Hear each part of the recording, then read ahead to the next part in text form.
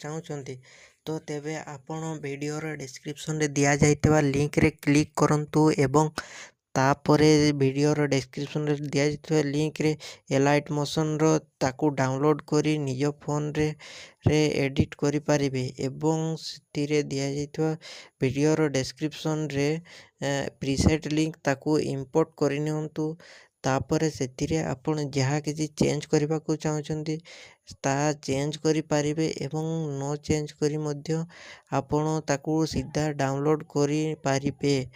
ଯଦି ଭିଡ଼ିଓଟି ଭଲ ଲାଗିଥାଏ ଚ୍ୟାନେଲଟିକୁ ସବସ୍କ୍ରାଇବ୍ ଆଣ୍ଡ ଭିଡ଼ିଓଟିକୁ ଲାଇକ୍ କରିନିଅନ୍ତୁ।